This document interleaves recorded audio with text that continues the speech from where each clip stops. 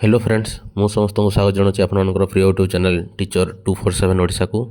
तो जो मैंने भी आशायी मैंने सिटी आशायी मान कथा मुझे जो आशायी मैंने भी परीक्षा देच रिजल्ट आसुनी आउ चिंतार अच्छ घरे अच्छ माने कौन पे रिजल्ट आसुनी केवे रिजल्ट आसो सर नॉर्मलाइजेशन रे केते मार्क बढ़िबो कट ऑफ केते जीवो ए जिंस को लेकिन चिंतार अच्छ ताहले मु समस्त को पई ये भिडियोटी तैयारी करछि। समस्त भिडियोटी देख कौन पे रिजल्ट तुम आसुनी बा तुम रिजल्ट केबे सुधा तुम फाइनाल स्कोर कार्ड आसो आफ्टर नॉर्मलाइजेशन पर ही आसो समस्त जानिच।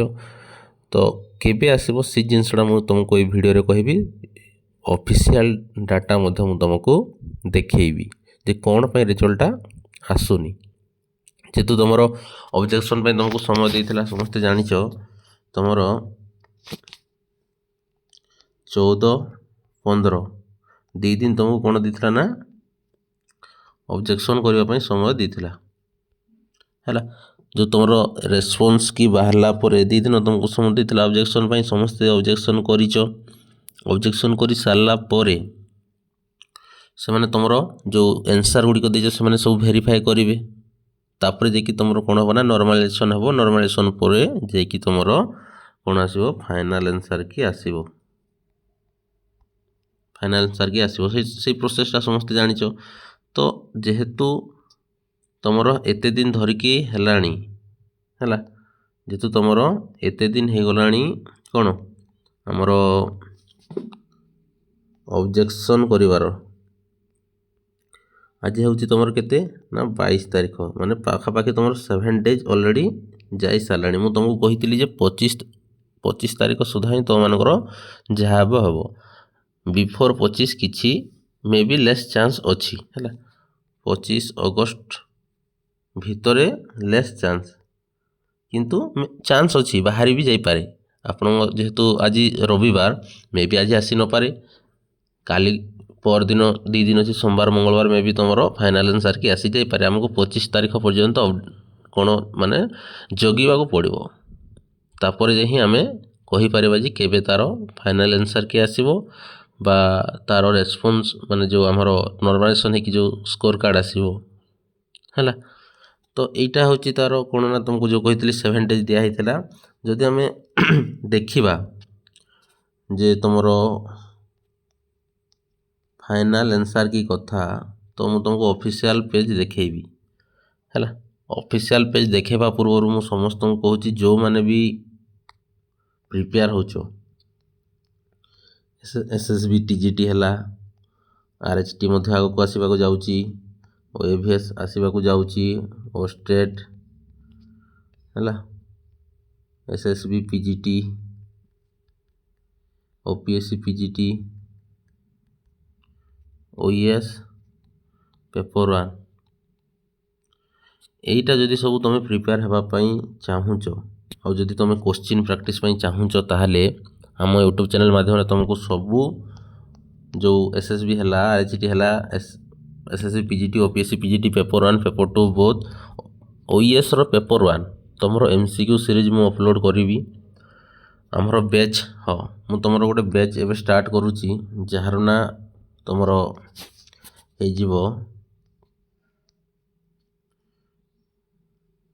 तुम बैच स्टार्ट हे है माने यहीटा तो सेप्टेम्बर 1 रु तुम गोटे नुआ बैच स्टार्ट हे जार ना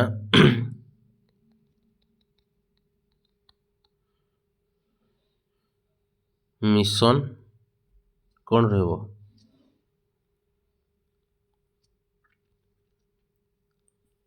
मिशन टीचर है मिशन टीचर बोल गोटे नुआ बैच स्टार्ट हो से तुम खाली एमसीक्यू जहाँ सब एमसीक्यू अच्छे से गुड़ाक आम डिस्कसन करूँ। तो जो मैंने भी अच्छ शीघ्र शीघ्र चैनल को सब्सक्राइब करो आउ लाइक कर तुम सांग मान सेयार कर आउ जो मैंने भी सीटी जार हैनी जो मानकर सीटी 2026 रे हैनी परीक्षा देथिलो हैनी नेक्स्ट 2027 चैनल माध्यम प्रिपेयर हो पारिबो से माने चैनल टी को सब्सक्राइब करो तुम मानक वीडियो अपलोड हेबो है तो कौन सी डरबार नहीं। तो एबे आमे जिबा ऑफिशियल पेज को कौन पई माने ऑफिशियल पेज रे कौन आसुची कौन नहीं देखिबा जे कौन पई से ମାନେ ରେଜଲ୍ଟଟା ଆସୁନି ହେଲା। ତ ଦେଖ ସମସ୍ତେ ଦେଖିପାରୁଥିବ ଏଇଟା ହେଲା ସାମ୍ସର ଅଫିସିଆଲ ପେଜ୍ ହେଲା। ଏଠି ତୁମର ଯାହା ବି ସବୁ ଅପଡ଼େଟ୍ ଆସେ ଏଠି ଜଣାପଡ଼େ। 2 ବର୍ଷିଆ ବି ଏଡ଼୍ ମାନଙ୍କର ତାଙ୍କର ଦ୍ୱିତୀୟ ସିଲେକ୍ସନ୍ ଆସିଛି, 3 ବର୍ଷିଆ LLBର ସେକେଣ୍ଡ ସିଲେକ୍ସନ୍, ସ୍ନାତକୋତ୍ତର ବା +3 ମାନଙ୍କର ସେକେଣ୍ଡ ସିଲେକ୍ସନ୍ ଆସିଛି। ଏପର୍ଯ୍ୟନ୍ତ ତୁମର DLEDର କୌଣସି ସେମାନେ ଅପଡ଼େଟ୍ ଦେଇନାହାନ୍ତି। ଏଠି ଯଦି ଆମେ DLED ସେକ୍ସନକୁ ଯିବା ହେଲା, ଏଇଟା ତୁମର DLED, ଏଠି ମଧ୍ୟ ତୁମର କ'ଣ ହେଇଛି ନା କିଛି ଅପଡ଼େଟ୍ ଆସିନାହିଁ। ଆଉ ସେ ଅପଡ଼େଟ୍ କ'ଣ ପାଇଁ ଆସିନି ମୁଁ ତୁମମାନଙ୍କୁ ଜଣେଇବି। ଦେଖିପାରୁଥିବ ସମସ୍ତେ କୌଣସି ମଧ୍ୟ ଅପଡ଼େଟ୍ ଆସିନାହିଁ ହେଲା। ତ ମୁଁ ତୁମକୁ ଜଣାଉଛି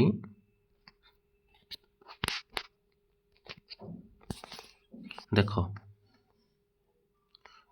ରେଜଲ୍ଟ ନ ଆସିବାର କାରଣ କ'ଣ, ବା ଯେଉଁ ଫାଇନାଲ୍ ଆନ୍ସର୍ କି ନ ଆସିବାର। ତ ଆମେ ଜାଣିଛେ ଯେ ସବୁ ତୁମର ଅନଲାଇନ୍ ଏକ୍ଜାମ୍ ହେଇଥିଲା, ଅନଲାଇନ୍ ଏକ୍ଜାମ୍ ହେଇଥିଲା ସିଫ୍ଟ ଅନୁଯାୟୀ। ତ କୌଣସି ଗୋଟେ ଏଜେନ୍ସି ତୁମର ଏକ୍ଜାମ୍ କଣ୍ଡକ୍ଟ କରିଛି, ସେ ଏଜେନ୍ସିର ଯେଉଁମାନେ କୋଶ୍ଚିନ୍ ପେପର୍ ସବୁ ତିଆରି କରିଥିବେ ତାଙ୍କ ପାଖକୁ ଫାଷ୍ଟ ଯେଉଁ ଅବଜେକ୍ସନ୍ କରିଛ ତା'ର ଆନ୍ସର୍ କି ଯାଇଥିବ। ଏଇଟା ସେମାନେ ଅବଜେକ୍ସନ୍ କରିଛନ୍ତି, ଯେଉଁ କୋଶ୍ଚିନ୍ ବି ତୁମେ ଅବଜେକ୍ସନ୍ କରିଛ ତା'ର ପୁଙ୍ଖାନୁପୁଙ୍ଖ ଯାଞ୍ଚ ହେବ, ମାନେ ଭେରିଫାଇ ହେଇସାରିଲା ପରେ ହିଁ ତୁମମାନଙ୍କୁ ମାର୍କ ମିଳିବ। ତୁମେ ଭାବନି ଯେ ଆମେ ଅବଜେକ୍ସନ୍ କରିଦେଇଛୁ ଆମକୁ ମାର୍କ ମିଳିଯିବ, ସେମିତି ହୁଏନି ହେଲା। ଯଦି ତୁମେମାନେ ଭାବୁଛ ଯେ ଆମେମାନେ ତ ସାର୍ ଅବଜେକ୍ସନ୍ କରିଦେଲୁ ଆଉ ଆମକୁ ମାର୍କ ମିଳିଯିବ, ସେଇଟା କ'ଣ ହେବ ନା ଭେରିଫାଏ ହେବ। ଭେରିଫାଏ ହେଇସାରିଲା ପରେ ତୁମର କ'ଣ ହେବ ନା ନର୍ମାଲାଇଜେସନ୍ ପୁଣି ହେବ। ନର୍ମାଲାଇଜେସନ୍ ହେବ। ଆଫ୍ଟର ନର୍ମାଲାଇଜେସନ୍ ଯାଇକି ତୁମର ଫାଇନାଲ୍ ଆନ୍ସର୍ କି ଆସିବ ହେଲା। ଆଉ ସେଇଟା କେଉଁଥିରେ ତୁମେ ଦେଖିପାରିବ ନା ଏଇ ସେମ୍ସରେ ହେଲା। ସେମ୍ସରେ ହିଁ ତୁମେ ତା'ର ସବୁକିଛି ଦେଖିବାକୁ ପାଇବ। ଯେମିତିକି BEDର ବି ଆମେ ଦେଖିଲେ, LLBର ମାନେ ଗ୍ରାଜୁଏସନ୍ର ସବୁ ଏଇ ସେମ୍ସରେ ହିଁ ତୁମେ ସବୁ ଦେଖିବାକୁ ପାଇବ। ତ ସେଇ ଏଜେନ୍ସିଟା ଯେଉଁ ଟେକ୍ ଓଭର୍ କରିଛି, ସେ ଯେତେବେଳେ ତୁମର ଦେବ ସବୁ ଜିନିଷ ପ୍ରୋସେସ୍ ସରି ସାରିଲା ପରେ, ତ ତାପରେ ଯାଇ ତୁମର କ'ଣ ବାହାରିବ ନା ଫାଇନାଲ୍ ଆନ୍ସର୍ କି ବାହାରିବ, ବା ଆମର ଯେଉଁ ସ୍କୋର୍ କାର୍ଡ଼ ଆମେ କହୁଛେ। ଫାଇନାଲ୍ ଆନ୍ସର୍ କି ତୁମର ଫାଇନାଲ୍ ସ୍କୋର୍ କାର୍ଡ଼ ଜାଣିଥାଅ ପିଲାମାନେ। ଯେତେବେଳେ ତୁମର ଫାଇନାଲ୍ ଆନ୍ସର୍ କି ଆସିବ ସେଠି ତୁମର ଯେଉଁ ମାର୍କଟା ଥିବ ଅଲରେଡ଼ି ତୁମେ ସେଠି ଜାଣିପାରିବ ସବୁ ହେଲା। ତାପରେ ପରେ ଯାଇକି ତୁମର କ'ଣ ହେବ ନା ଫାର୍ଷ୍ଟ ସିଲେକ୍ସନ୍ ଷ୍ଟାର୍ଟ ହେଇଯିବ। ତ କ'ଣ ହେଇଯିବ ନା ତାପରେ ତୁମର ଫାର୍ଷ୍ଟ ସିଲେକ୍ସନ୍ ଷ୍ଟାର୍ଟ ହେଇଯିବ ହେଲା। ମେ ବି ଏଇଟା ତୁମର first selection September first week ମେ ବି ହେଇଯାଇପାରେ ତୁମର ଆଡ଼ମିସନ୍ ହେଲା। ଆମେ ଯେଉଁ କହୁଥିଲେ ଆଫ୍ଟର 25 ଅଗଷ୍ଟ, ସେଇଟା ମେ ବି ତୁମର ଫାର୍ଷ୍ଟ ୱିକ୍ ହେଇଯାଇପାରେ ସେପ୍ଟେମ୍ବର। ତ ସେଇ ହିସାବରେ ସବୁ ଡକୁମେଣ୍ଟ ରେଡ଼ି କର। ଆଉ ଗୋଟେ କଥା ମୁଁ ଯେଉଁ କହୁଥିଲି, କେବେ ଆସିବ ତୁମର ସ୍କୋର୍ କାର୍ଡ଼ ହେଲା। ତ ଏଇ ଜିନିଷଟା ମୁଁ ତୁମମାନଙ୍କୁ ଜଣେଇବି ଯେ 25 ଅଗଷ୍ଟ ପରେ ବା ଆଫ୍ଟର 25 ଅଗଷ୍ଟ ପରେ ମେ ବି ଆସିବାର ସମ୍ଭାବନା ଅଛି। କିନ୍ତୁ ଯେହେତୁ ଆମ ପାଖରେ ଆଉ 2 ଦିନ ଅଛି, ସୋମବାର ମଙ୍ଗଳବାର 23 24 2 ଦିନ ଅଛି, ମେ ବି ତୁମର ମଙ୍ଗଳବାର ସୁଦ୍ଧା ଆସିଯାଇପାରେ ହେଲା।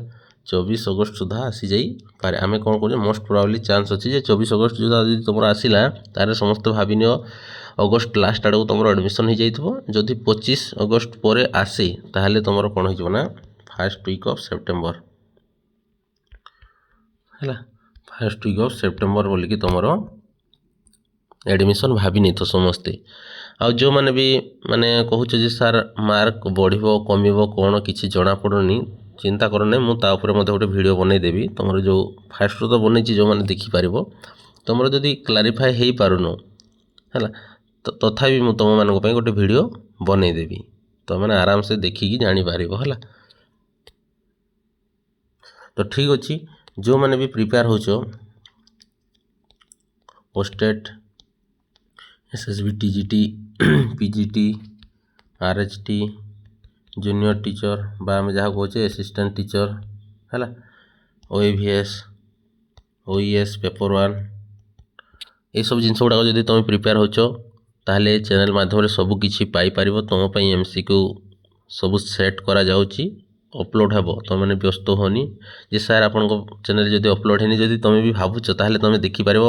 ଜିଓଗ୍ରାଫିର ମୁଁ କରିଦେଇଛି, ଇକୋନୋମିକ୍ସର ହେଇନି, ପଲିଟିକାଲର ହେଇଛି, ତାପରେ ହିଷ୍ଟ୍ରିର ମଧ୍ୟ କରିଦେଇଛି। ତୁମେମାନେ ଆରାମସେ ଓଡ଼ିଆ ଗ୍ରାମାର ମଧ୍ୟ କରିଦେଇଛି, ତୁମେ ଦେଖିପାରିବ ହେଲା, କୌଣସି ଅସୁବିଧା ହେବ ନାହିଁ। ତ ଠିକ୍ ଅଛି, ଯଦି ଭିଡ଼ିଓଟି ତୁମକୁ କିଛି ଶିଖିବା ପାଇଁ ମିଳିଲା, ଯେଉଁ ବିଷୟରେ ଆମେ କହୁଥିଲେ ଯେ ରେଜଲ୍ଟ କ'ଣ ପାଇଁ ଆସୁନି, ତା'ର ପ୍ରୋସିଜର୍ ଅଛି, ଆସିବ। ସମସ୍ତେ ଯେହେତୁ ବହୁତ ଦିନ ହୋଇଗଲାଣି, ପ୍ରାୟ ପାଖାପାଖି ତୁମର 7 ଦିନ ହୋଇଗଲାଣି, ମେ ବି ତୁମର ସୋମବାର ମଙ୍ଗଳବାର ଭିତରେ ଆସିଯାଇପାରେ ହେଲା। ତ ଠିକ୍ ଅଛି, ତୁମମାନେ ଯେଉଁମାନଙ୍କର ହେଇଛି ସେମାନେ ତ ଖୁସି ହେବେ, ଯେଉଁମାନଙ୍କର ହେଇନି ସେମାନେ ମନ ଦୁଃଖ କର ନାହିଁ। ତୁମ ପାଇଁ ନେକ୍ସଟ ପୁଣି ପ୍ରିପେୟାର ହେବା। ଏଇ ୟୁଟ୍ୟୁବ୍ ଚ୍ୟାନେଲ୍ ହିଁ ତୁମମାନଙ୍କୁ ସିଲେକ୍ସନ୍ ଦେବ। ତୁମେମାନେ କୌଣସି ଚିନ୍ତା କରିବାର ନାହିଁ, କେବଳ ପାଠ ପଢ଼, ଗାଇଡ଼େନ୍ସ କରିବା ଦାୟିତ୍ୱ ଆମର। ଆମେ ତୁମକୁ ନିଶ୍ଚିତ ଭାବରେ ଯାହା ଜାଣିଛୁ ଗାଇଡ଼େନ୍ସ ନିଶ୍ଚିତ ଭାବରେ କରିବୁ ହେଲା।